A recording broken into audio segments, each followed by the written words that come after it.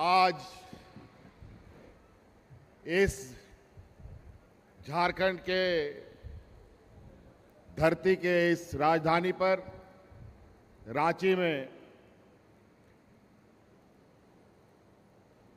राज्य की आधी आबादी के सम्मान में आयोजित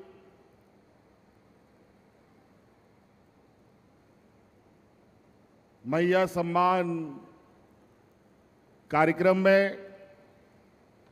हमारे साथ उपस्थित हैं हमारे मंत्रिमंडल और गठबंधन दल के मंत्रीगण, विधायकगण, सांसदगण और हमारे गठबंधन के सहयोगी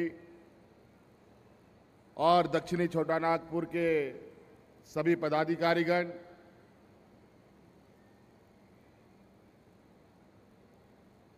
और विशेषकर आज यहां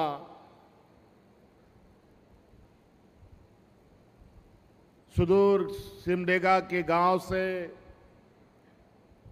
गुमला के गांव से, खूंटी के गांव से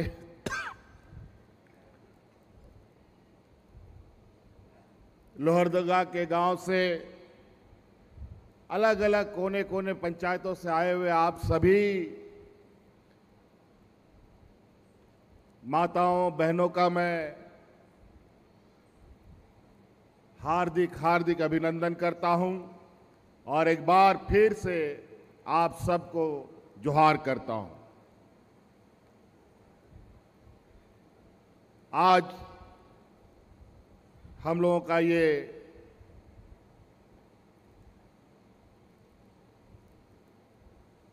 परमंडलीय स्तर के ये 5वां ये प्रोग्राम है। आप सबको मालूम है झारखंड 5 परमंडलों में बटा है। संथाल परगना परमंडल, कोल्हान परमंडल,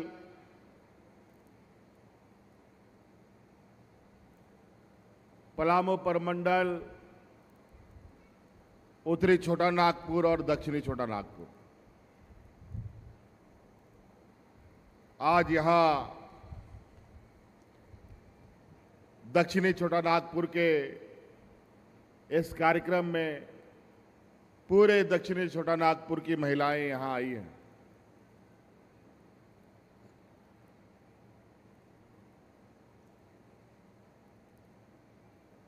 और इसी तरीके से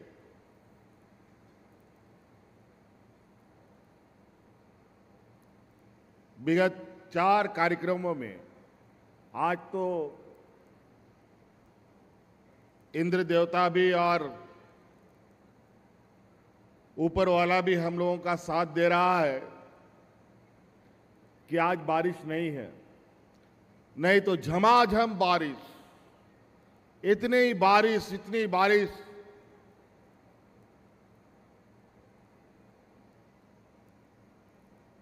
कि कभी ऐसा लगा कि कार्यक्रम तो हम लोग कर ही नहीं पाएंगे। लेकिन जब इंसान कुछ ठान लेता है और ईमानदारी से उस काम में लगता है तो उसका परिणाम भी उसको अच्छा मिलता है। घनघोर बारिश में भी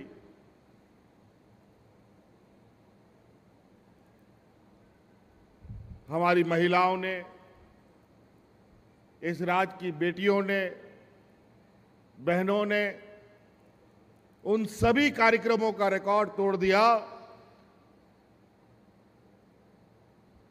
जो 2019 से पहले कोई कार्यक्रम हुआ करता था।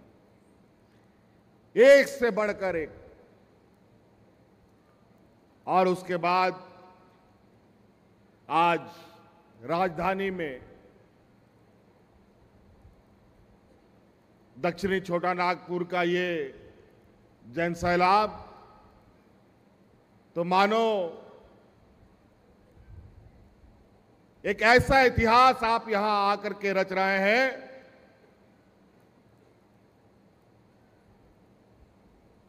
और इस मैया सम्मान योजना को आशीर्वाद देने और सम्मान देने जो आप लोग यहां पहुंचे हैं,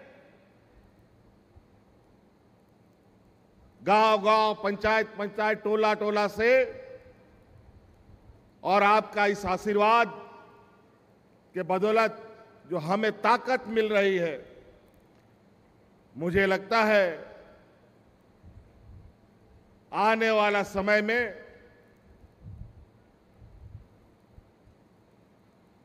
इतने बड़े समूह और इतने बड़े सम्मान और आशीर्वाद शायद ही किसी को मिलेगा। और आज आपके इस उत्साह और इस सम्मान के बदौलत हमें ताकत मिलता है आप लोगों की सेवा करने के लिए। हमको ताकत मिलता है आपके दुख दर्द में आपके साथ खड़ा होने के लिए।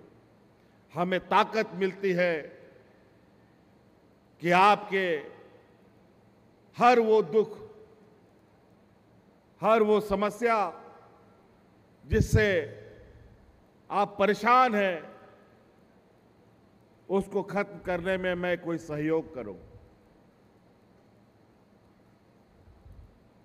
2019 में सरकार हम लोग बनाए और सरकार बनाने से लेकर आज तक लगातार हमको कई चुनौतियां मिली। सरकार बनने के बाद कोरोना जैसा महामारी आया, आप सब लोगों ने देखा कि कितना डरावना, कितना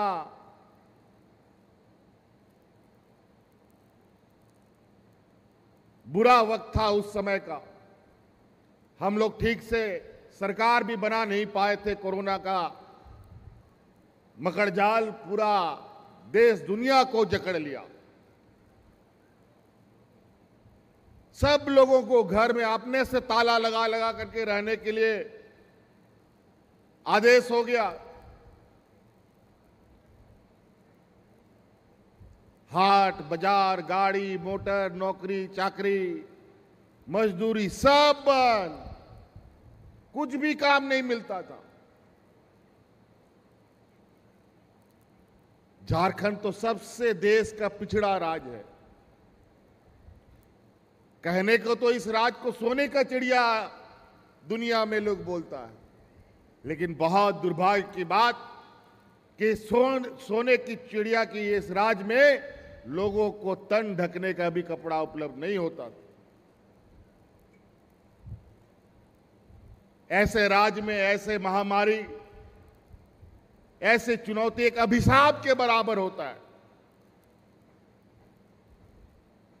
हमारे राज्य में मजदूर किस्म का लोग सबसे अधिक रहता है। अगर वो एक दिन मजदूरी नहीं करेगा तो उसका घर में चूल्हा भी नहीं जलता है, पूरा परिवार को भूखा रहना पड़ता है।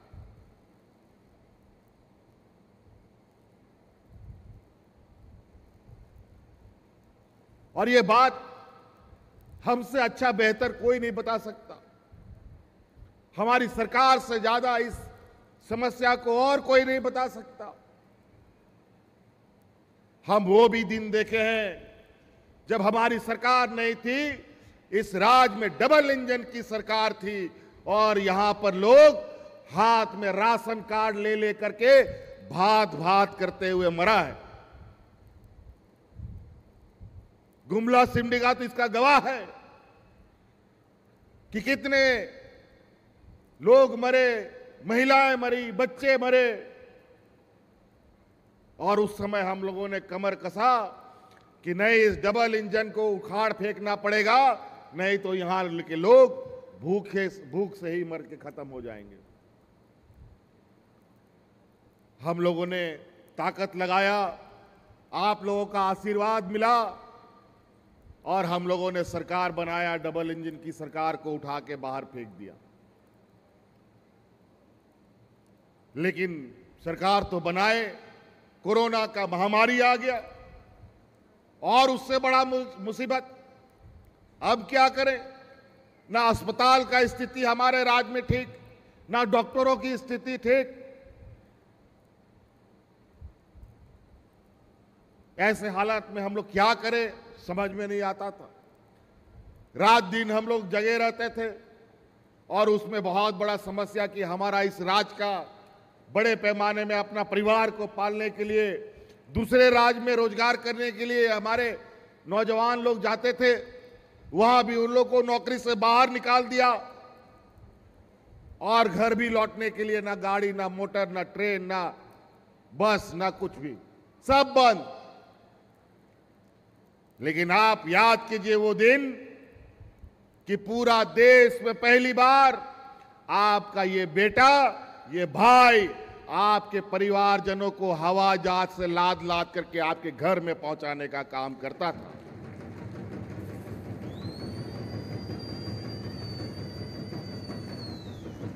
किसी को हम हवाई जहाज से लाते थे, किसी को ट्रेन से लाद के लाते थे, किसी को बस से लाद के लाते थे और आपके घर में सुरक्षित पहुंचाने का काम करते थे।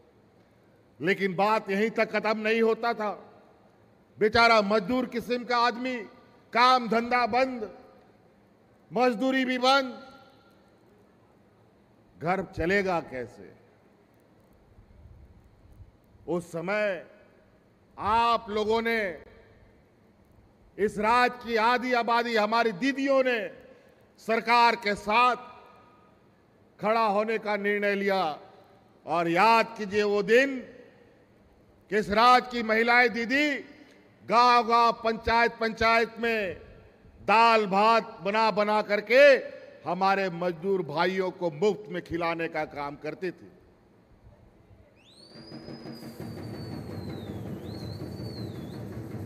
डबल इंजन की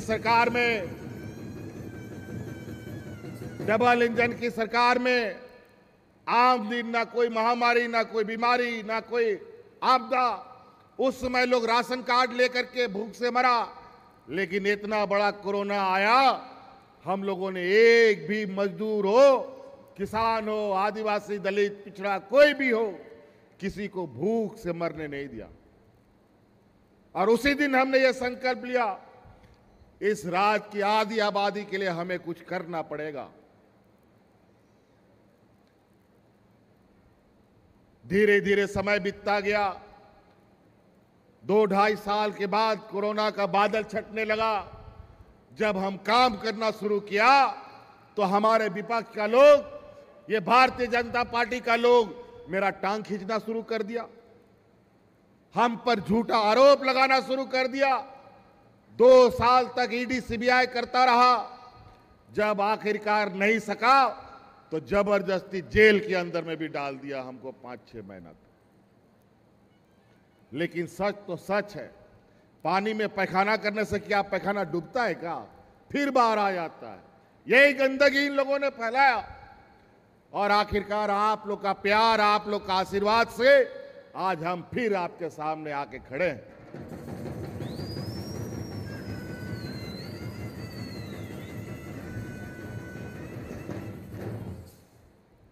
राज अलग हुए हमारा आज 24-25 साल होने जा रहा है। हमारा आज का भी कई ऐसा गांव है जहां के लोग ब्लॉक ऑफिस नहीं देखा, बीडीओ कौन है, सीओ कौन है नहीं जानता है, डीसी और एसपी का तो दूर का बात।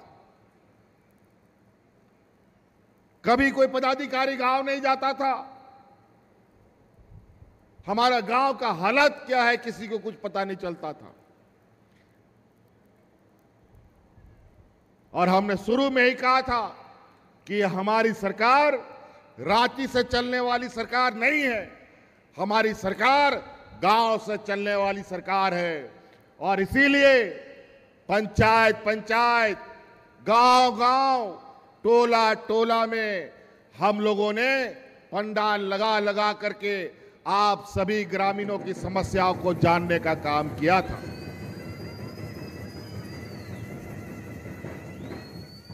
एक बार नहीं, अनेकों बार पदाधिकारी लोग को गांव में भेजकर आपके लिए, आपकी समस्या को ठीक करने के लिए हमने भेजा था। कोई लैपटॉप लेके जा रहा है, कोई कंप्यूटर लेके जा रहा है, कोई बैलगाड़ी में जा रहा है, जहां रास्ता नहीं हुआ ट्रैक्टर में जा रहा है, मोटरसाइकिल में जा रहा है, गाड़ी में जा रहा है, साइकिल में जा रहा है, लेकिन जाता जरूर था।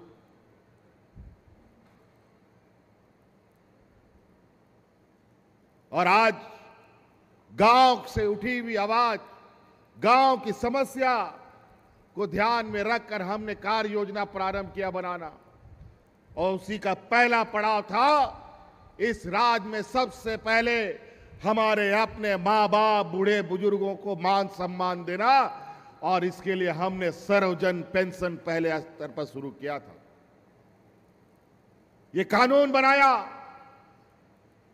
पहले होता क्या था, गांव में एक दो बूढ़ा बुजुर्ग लोग को पेंशन मिलता था और ढेर सारा बूढ़ा बुजुर्ग लोग दलाल के चक्कर में पड़ा रहता था, बाबू मेरा पेंशन का कार्ड बना दो। सालों साल दलाल के चक्कर में काट काट करके 1000, 2000, 5000 ठग लेता था उन लोगों से, लेकिन मर जाने के बाद भी उन लोग का पेंशन का कार्ड नहीं बनता था। गरीबी का आलम इतना भयावह था इस राज्य में, तो हमने निर्णय लिया कि अब कोई इस राज्य में बुजुर्ग बिना पेंशन का नहीं रहेगा। इस राज्य में जितना 60 साल का बुजुर्ग होगा सबको हम पेंशन देंगे, चाहे 1 लाख हो या 10 लाख हो या 20 लाख हो। आज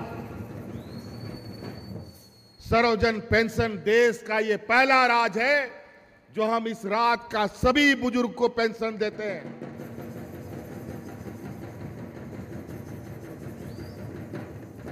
उसमें भी हम थोड़ा बहुत अपना सरकार का खजाना टटोलते हुए निर्णय लेना पड़ता है, कितना हम मदद कर सकते हैं, नहीं कर सकते। लेकिन गरीब गरीब गरीब गरीब गरीब की बातें सुन सुनकर आज भी हम बहुत परेशान हैं, लेकिन उस परेशानी को खत्म करना है। कोई ऐसा समस्या नहीं जिसका समाधान नहीं निकले, बशर्ते उस समस्या का समाधान निकालने का ईमानदार प्रयास होना चाहिए।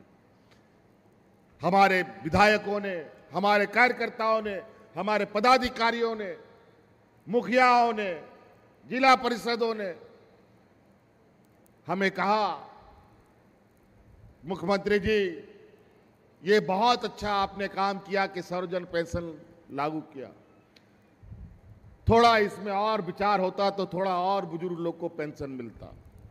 तो हमने पूछा क्या हुआ भाई, तो बोला थोड़ा सा उम्र सीमा को फिर से एक बार देखा जाता तो और अच्छा होता। तब हमको पता चला, हम भी विधायक हैं, हमारे विधानसभा में भी ये समस्या हमारे कार्यकर्ताओं ने भी बताया, और भी राज्य के अलग अलग क्षेत्रों से सांसदों ने, विधायकों ने बताया।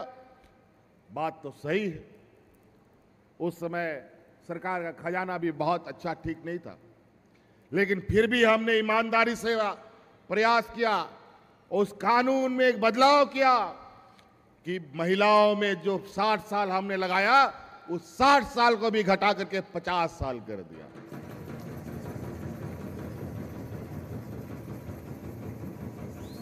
और आज गांव में बूढ़ा बुजुर्ग लोग दिन गिनता है, कब मेरा 50 साल हो जाएगा, कब 60 साल हो जाएगा। अब दलाल का चक्कर नहीं, सीधा उम्र का कार्ड लेके जाओ, अपना वोटर कार्ड, आधार कार्ड लेके जाओ, बीडीओ सीओ का अनिवार्य है कि आपका वृद्धा पेंशन का कार्ड बनाना है। जो इसमें कोताही करेगा वो सीधा बर्खास्त। इसलिए आज के दिन में दिया लगा करके, टॉर्च लगा करके भी बूढ़ा बुजुर्ग को बिना पेंशन का आप गांव में नहीं पाएंगे। उसके बाद हम लोगों ने कदम आगे बढ़ाया, हमारे आने वाली पीढ़ी को संभालने वाली हमारी बच्चियों के बारे में। गांव देहात में गरीब गुरुआ मां बाप बेटी को बोझा समझता है, 10वां 11वां पास होता नहीं है, उसके लिए दूल्हा ढूंढने लगता है और जल्दी से शादी ब्याह करके घर से भगा देता है, जाओ ससुराल का बोझा बनो। अब आप लोग चिंता मत कीजिए, अब इस राज्य की बच्चियों का बेहतर भविष्य के लिए अब सरकार उनके साथ खड़ी होने जा रही है। अभी तो पहले चरण में हम आज अपने बच्चियों को सावित्रीबाई फूले से के योजना से हमने जोड़ा है। लगभग 9 लाख से अधिक बच्चियां अभी उसमें जुड़ी हैं और मुझे लगता है कि ये 12-15 लाख की संख्या इनकी होगी। और आने वाला समय में अपने बच्चों को, चाहे बच्ची हो या लड़का हो, उसको इंजीनियर, डॉक्टर, वकील, पत्रकार, जो भी पढ़ाना हो, उसके लिए आपको पैसे की चिंता करने की जरूरत नहीं है। उसके लिए हमने गुरुजी स्टूडेंट क्रेडिट कार्ड लाया है। वो कार्ड आप बनवाइए। जब बेटा बेटी आपका डॉक्टर के लिए एडमिशन के लिए जाएगा, इंजीनियर बनने के लिए एडमिशन के लिए जाएगा, ऊंची पढ़ाई के लिए जब जाएगा और कॉलेज वाला बोलेगा कि तुरंत तुम 5 लाख 10 लाख रुपया जमा करो, तो हमारा गांव का बूढ़ा बुजुर्ग गरीब लोग नहीं ला पाता है। लेकिन गुरुजी क्रेडिट कार्ड आप बैंक में लेके जाइए, 15 लाख तुरंत आपको पैसा मिलेगा और अपने बच्चों को पढ़ाइए। और कुछ गिरवी रखने की जरूरत नहीं है। जब तक आपका बच्चा पढ़ेगा, उस बैंक को पैसा वापस करने की जरूरत नहीं। पढ़ाई पूरा कर लेगा, नौकरी पा लेगा, तब उसको धीरे धीरे पैसा वापस कर देना। 4% का इंटरेस्ट, साधारण इंटरेस्ट पर 4% में कोई बैंक इंटरेस्ट नहीं, कोई लोन नहीं देता। और यहां के आदिवासी, दलित, पिछड़ा को तो 4% तो छोड़ो, 10-12% में भी हमको लोन नहीं मिलता। हमारा जमीन गिरवी नहीं रखता, वो भी व्यवस्था कर दी। फिर हम लोग आगे बढ़े। हमारे इस राज्य की आधी आबादी, हमारा महिला दीदी के लिए हम लोगों ने अभी अभी आपको पता है, हम शुरू से जब से सरकार बना है, डबल इंजन की सरकार ने तो इस राज्य का खजाना को खखोर खखोर करके सब निकाल लिया था। एक नया नहीं बचने दिया इस राज्य के खजाने में, बल्कि राज्य को और कर्जों में डुबा दिया। और हम लोग जब सरकार में आए तो हम लोग को भी माथा हम लोग पकड़ लिए, भाई हम लोग सरकार चलाएंगे कैसे, खजाना में तो 1 रुपया नहीं। फिर हम लोग भी खोजबीन चालू किया, हम लोग का पैसा सब किधर चला गया। यहां कोयला, लोहा, अभ्रक, सोना, चांदी सब निकलता है, फिर कैसे खाली हो गया खजाना। फिर पता चला कि एक कोना में सिर्फ कोयला कंपनी के पास भारत सरकार हमारा 1,36,000 करोड़ रुपया बकाया लेके बैठा है। हम लोगों ने तुरंत हिसाब किताब जोड़ घटाव गुना भाग किया, पहुंच गए दिल्ली और हमने कहा हमारा पैसा वापस करो। हमारा यहां गांव देहात खेत खलियान से जो कोयला निकाले हो उसका पैसा दो। जब हम ये मांग करना शुरू किए तो हमारे पीछे ईडी सीबीआई दौड़ा दिया, जेल में डालने के उपाय ढूंढने लगे।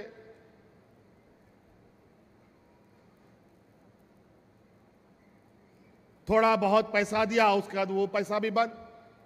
और आखिरकार अभी हाल फिलहाल में सुप्रीम कोर्ट ने ऑर्डर दिया है कि इस खनन कंपनियों से राज्य सरकार पैसा तस्वीली कर सकती है,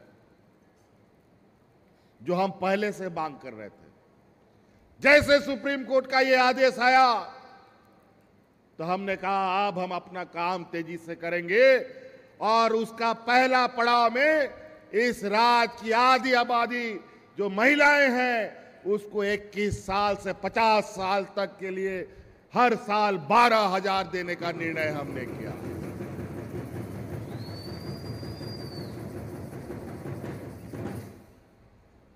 और आज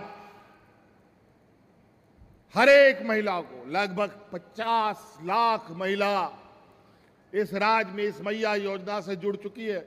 मात्र 20-25 दिनों में 50 लाख महिलाओं के खाते में पैसा जा चुका।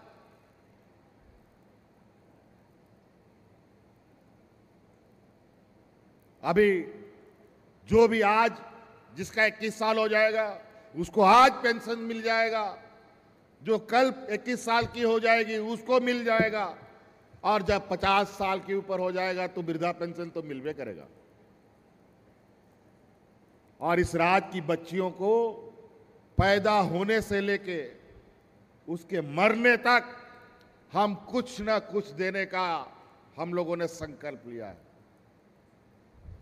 अब महिलाएं बोझा नहीं बनेंगी। महिलाओं को पढ़ाइए, लिखाइए, काबिल बनाइए। और आज हमारे अनपढ़ होने का, गांव देहात में पढ़ा लिखा नहीं होने का लोग फायदा उठाते हैं, हमें बेवकूफ बनाते हैं, और जो थोड़ा बहुत बोलने का ताकत रखता है उसको जेल में डाल देता है। आज अनेक गरीब गुरुआओं की आवाज उठाने वाला लोगों को जेल में डाल दिया जा रहा है।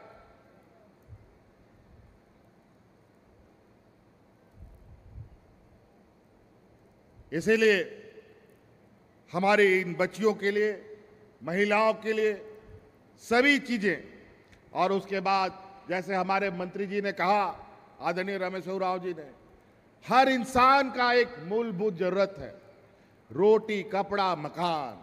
ये 3 चीज के बगैर कोई इंसान ठीक से नहीं जी पाता है। और रोटी, कपड़ा, मकान हर गरीब को चाहिए और हर अमीर को चाहिए। भले वो 10 मंजिला 20 मंजिला का मकान हो, चाहे वो झोपड़ी हो, चाहे वो टाई सूट बूट हो, चाहे तन ढकने के लिए एक साधारण कपड़ा हो।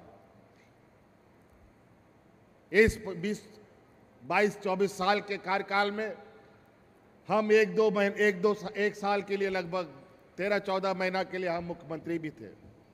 उस समय भी हम लोगों ने मुख्यमंत्री का कुर्सी हुई डबल इंजन से छीन कर लिया था, और उस समय हमने ये योजना चलाया था कि इस गरीब लोगों को साल में 2 बार हम कपड़ा देंगे, और मिला भी था। लेकिन फिर हमारी सरकार चली गई और ये तन ढकने का जो योजना था उसको फिर से इन लोगों ने बंद कर दिया। लेकिन आज ये आपकी सरकार बनी और आज साल में 2 बार हम गरीबों को धोती, साड़ी और लुंगी देने का काम कर रहे हैं।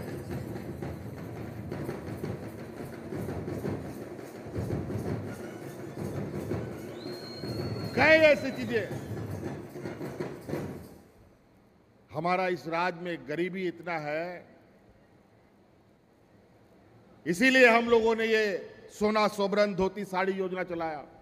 बहुत सारी महिलाएं, बोलने में शर्म लगता है, महीनों नहीं तक नहाती थी, कैसे नहाएगी बेचारी?